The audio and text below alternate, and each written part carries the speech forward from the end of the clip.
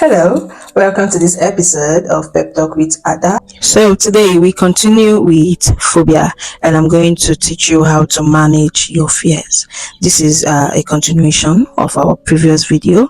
So if you want to know how we started, I implore you to visit our previous video so that you can catch up and enjoy this.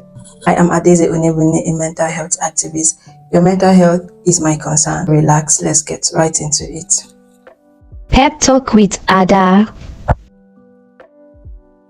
So we have some particular kind of phobias that I would like to touch more extensively. For an instance, androphobia, which is the fear of men, and gynophobia, which is the fear of women. These things exist. Sometimes you can meet a woman who cannot be with men, who cannot stand men. This is different from hatred. It is a fear he or she cannot explain. Just like gynophobia is not the same thing as misogyny. Being misogynistic is different from having gynophobia. Being misogynistic means you hate women. You have hatred for them. But androphobia, you don't know, you don't just understand why you cannot like this thing, why you cannot be comfortable around this thing. You just find out that this is the way it is. The next one I would like to mention is tokophobia. Tokophobia is the fear of getting pregnant or childbirth. Most women have this, and some people understand that they have it and they avoid having kids, they avoid getting pregnant. Some people also overcome that fear, and some people it brings their end. When you're so scared of something and someone somewhere makes you get involved with that thing you are so scared of, it has the capacity to take your life. It has happened to most people. So tokophobia is this: when some women say, I don't want to have kids, I can't stand having children. I can't stand being responsible of somebody till a certain age. I can't stand putting my life on hold because of children. My dear, don't go to preach to the person. That person might have phobia. And it's important to know that not everybody has the capacity to be a parent or to love a child. It is who they are. So some of you go about saying, anybody that says they don't want to have kids, they are selfish. You that want to have kids, are you not selfish? Why do you want to have kids? No, let's talk about it. Why do you want to have kids? Since you think somebody that doesn't want to have kids is selfish, you that want to have kids, what are you? Selfless? No. Most people have kids so that they can take care of them while they are old. Auntie, that does not look like a selfless act. But that's by the way. The point is, you should understand that some people cannot handle some things and you should let them be. Another phobia I will talk about is gamophobia. That is the fear of marriage or commitment. Some people really have fear for that. Some married people actually have fear for commitment. Some, when you just want to be all over the place, you are so scared. Whenever you think of getting married or, committing to one person, you are so scared of nothing. This one is not because you've had ugly experience. Phobia does not need anything to trigger it. It does not need a trigger. There's still a wide range of phobias out there. We have claustrophobia. That is the fear of confined spaces, and I think that those kind of people cannot play hide and seek because they can't hide under the table, they can't hide in the cupboard, they can't hide under the staircase. Anything that makes them feel like they are being enclosed into something, it scares them to death. We also have trypanophobia. This is the fear of needle. These people, before you will give them injection, you will know what you are going to do. You will know the abacadabra that you will do before you will be able to get them to take an injection. Normally, we will use needle and put through our hands and all that. But anybody that has that trypanophobia cannot mess with needle. We have Misophobia. That's the fear of dirt or germs. Those people, they don't everything like clean it. I don't understand. They fear that, they fear germs because they feel like it's going to contaminate them. They feel like they're going to probably get a disease from it. So they're extremely careful. They don't want hands touching their own hands. They don't want body touching their body. They don't want anybody sharing any of their items with them. Don't touch it because you're going to contaminate it for them. We have nyctophobia, that's the fear of darkness. Some people, even at 50 years, 30 years, 15 years, they are scared of the dark. You cannot off the lights in the night.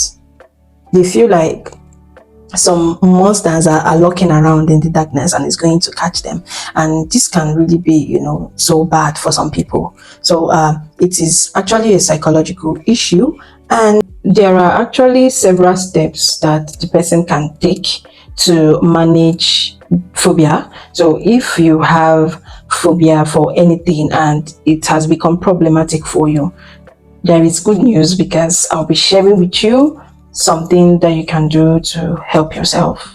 I want to use a few seconds to ask you to like this video and subscribe to this channel, because this channel is a channel that teaches you about mental health and your psychological wellness, in all honesty. And I want you to subscribe so that when I drop a video, you'll be the first to watch it, like it, and share it. In that way, you'll be the first to know what it is talking about.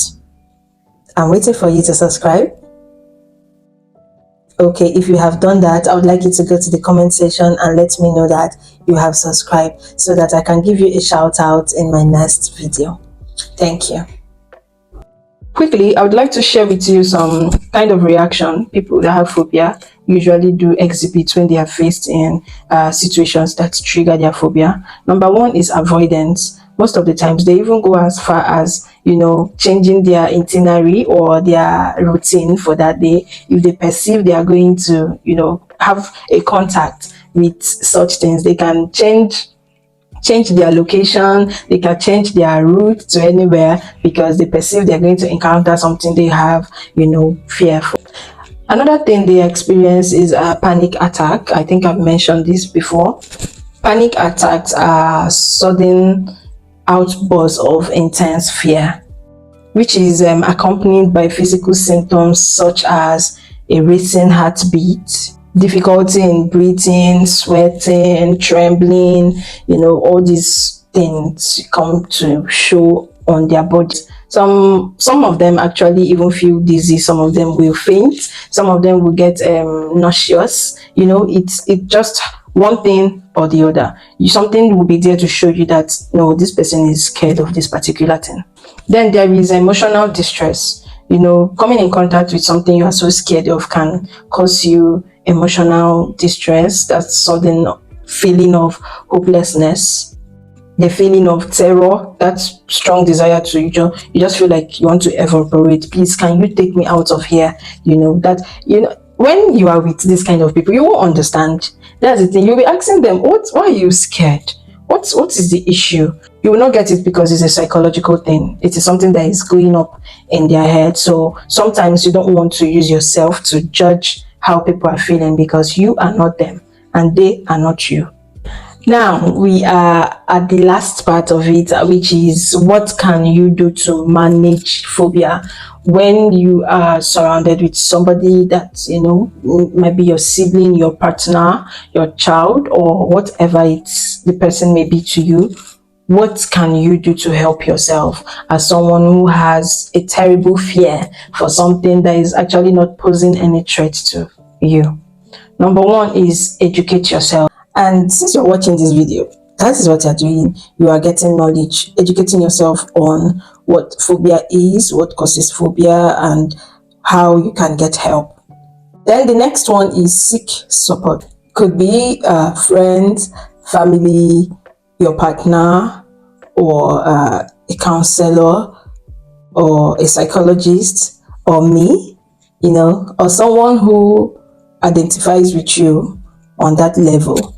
You can express yourself, share your feelings and your experiences. These people can, share comforting ideas with you. The next thing is therapy. Yeah, you can meet a therapist to help you, pull you through that situation.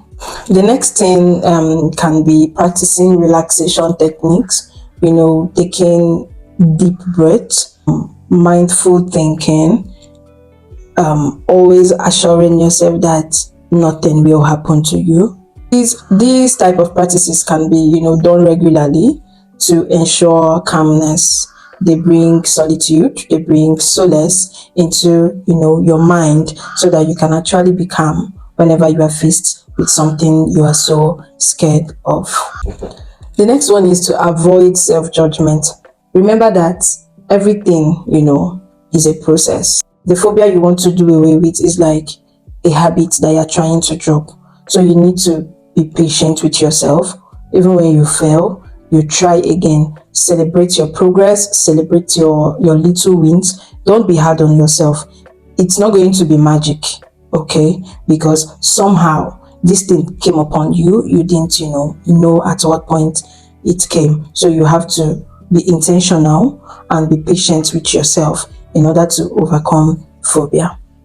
The last one will be to, consider medication. That is, if your phobia is very terrible, you can meet a healthcare professional who is going to, prescribe something for you that can help you whenever you are faced with, some situations that trigger your helplessness. You have to always find out what works for you and go with it. Lastly, I would like to chip in that everybody's journey on this planet is unique. You need to understand that you are the best version of yourself, so that can help you to focus on things that are going to help you. Don't compare your growth with that of someone else. When you feel that someone is going to be of help to you, or that you like their progress, you can always reach out to the person and talk to the person, and the person is going to guide you. But in everything, you need to understand that you are not the same with that person. When it feels like you are getting tired, you need that motivation, you need someone to push you.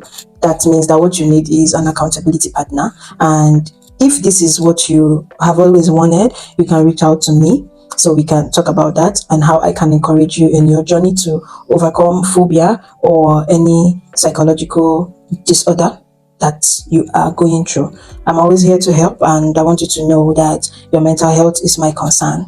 I wish you a very happy new year. 2024 is going to be a blast. It's going to be our best year ever. We have come to the end of this session, and I know you have learned something very tangible. Why not like this video and subscribe? That is, if you have not done that already. I intend to see you in the next video. Thank you. Bye. Pep Talk with Ada.